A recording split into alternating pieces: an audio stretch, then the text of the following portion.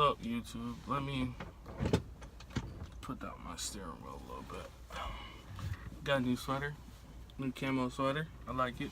It's really nice. Got it from Walmart. Chill. It's probably kind of dark in here. I don't know. Yeah, well, this is the part of leasing I don't like. I think I talked about it before, and it really has nothing to do with your company. It's more so how dispatch runs. So, like, ever since I came off of home time, I noticed these loads. And it's not because of the weather. Like, I've driven in snow before. It's not because of the weather. I know this for a fact. But the loads that I'm getting is just like, when I get there, wrong pickup numbers, or the shipper doesn't want to even budge. I'm like, hey, like, can you guys find the pickup number? They're like, no. You can't find no pickup number. We don't know who's coming. And I'll probably sit down for like, at least like, I think I'm already sitting down for like 3 hours. But they don't have appointment times, or when I get to the shipper, it gets messed up, or I'm sitting down for too long, my clock runs out. I'm trying to save my clock, and dispatch doesn't understand. Like, hey, like, sometimes, like, after you get loaded, it's not best for you to run. Sometimes it's just best for you to find somewhere to park, boom, find some parking, and just, just do that 10 hours, get that out of the way. And so you can get rolling the next morning and probably do like almost 700 miles. But you see, dispatch doesn't understand that sometimes. I have to sit down and explain to them sometimes. Like, hey, like, can't run. I couldn't run last night. Probably raining. Probably ice on the ground. Not trying to drive on black ice. And like, I'm not that picky. Sometimes I pick up loads that I don't even want to pick up, but like, sometimes it gets to a point that, like, I only got 1,400 miles this week, and the cutoff is today because of Thanksgiving or whatever.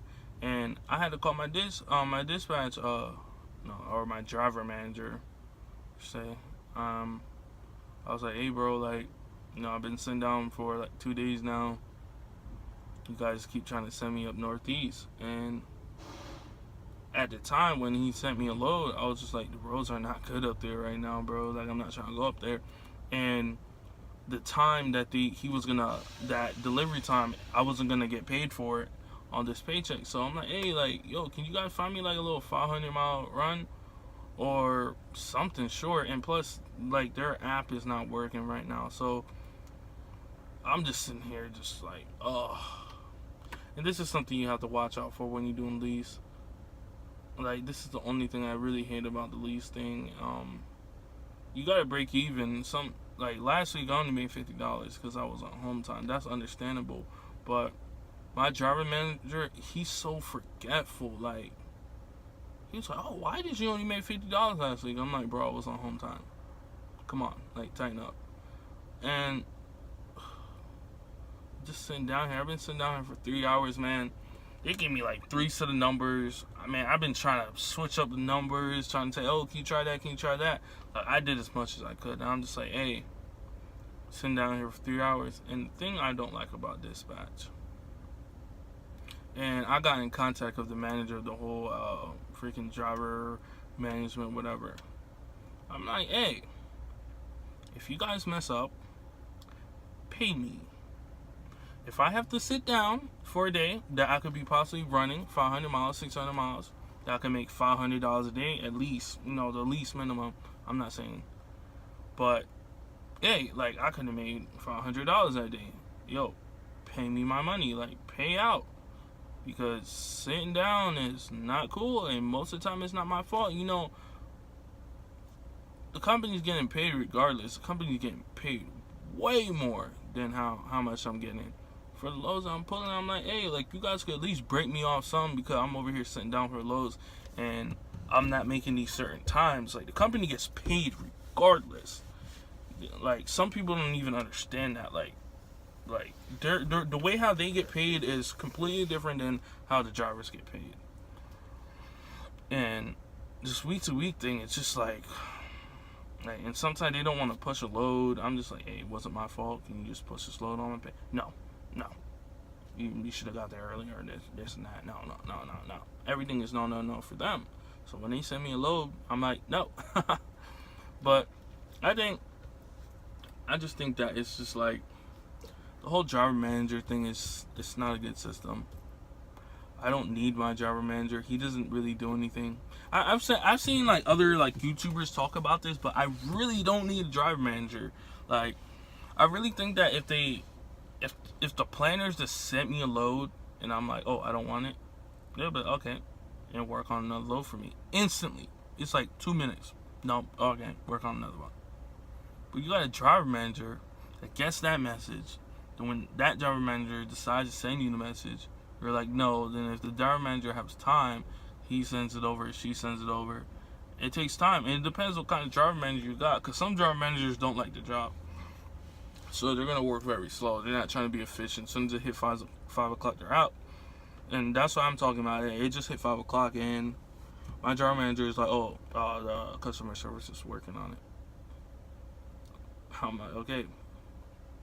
I drove from the terminal, didn't have no loads there. It's kind of weird.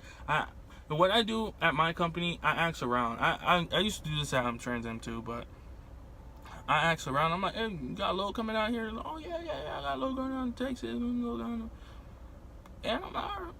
So I call my driver manager. I'm like, hey, like, you guys got loads. Why are you guys acting like you guys don't got no loads? That's good. Like, what I'm trying to do short runs. Cause I get paid more per mile when I do short runs. So I'm like, hey, you make me drive like 300 miles. I'm good with it. But you know, I'm just talking about like the certain things that you have to deal with when you're doing lease. And it's this type of lease. It's a certain type of lease you gotta deal with. Like, they put you in a brand new truck. They think everything is all nice, but it's really not. Especially if your driver manager is not trying to pay you out. Cause I had the manager of my driver manager got mad at me this morning, saying that, oh, because I denied a load and I sat down for 2 days, that's my fault.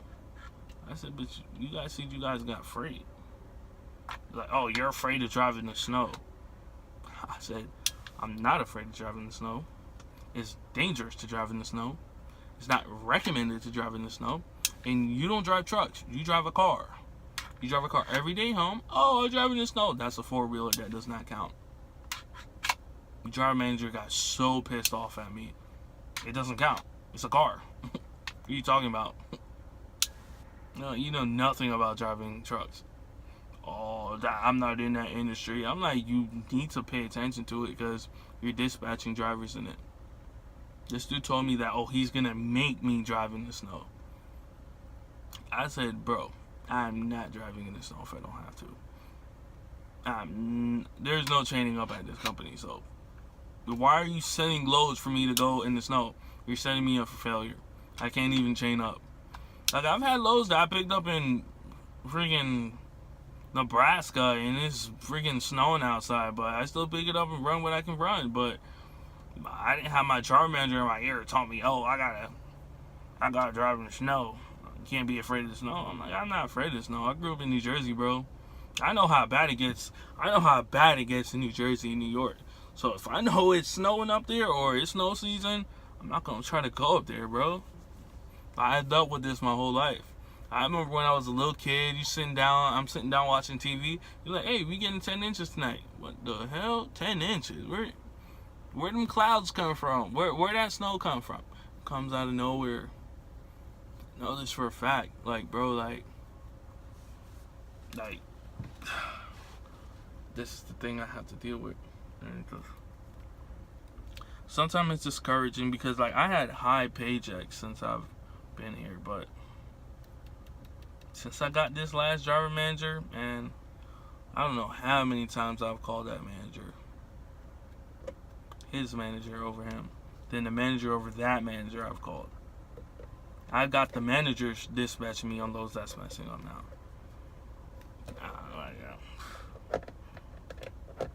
It's not the company.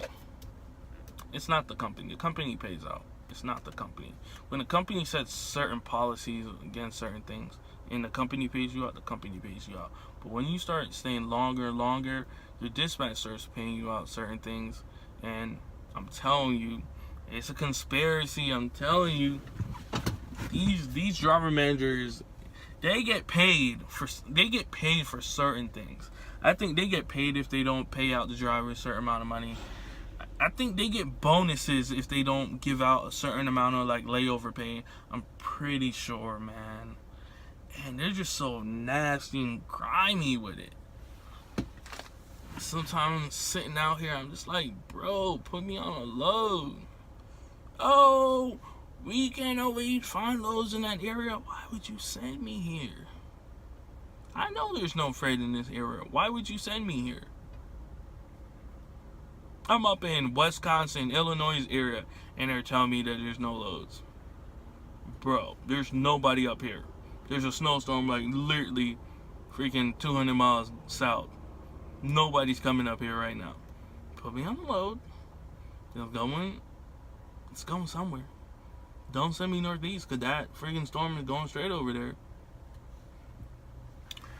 And the reason why I act like this now is because the first load I got when I ever came out of trucking, I went up to freaking Nebraska, not Nebraska, it was somewhere in Colorado. I think it was Kansas probably, I don't know.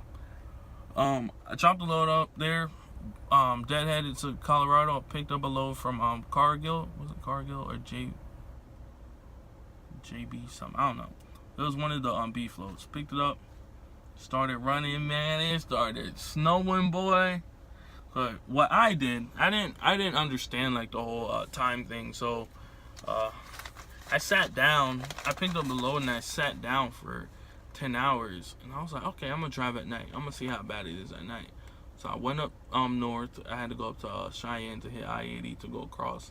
I think this load was going to New Jersey or something like that. I hit I-80 and I'm starting to drive and it starts snowing real bad. I was like, damn.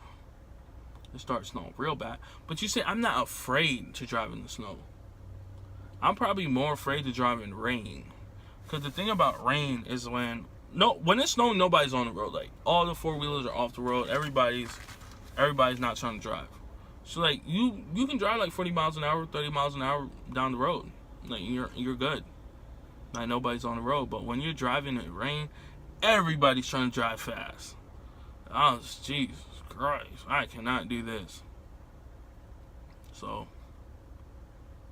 I'm just sitting, waiting for this number. Probably not gonna get it.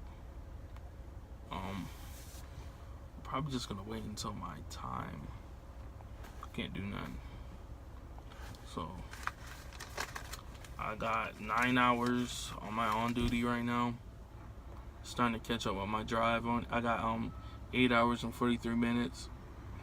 And you know, when you're out here and you look at that on duty and it's starting to catch up with your drive, that's a problem because it starts eating up your drive.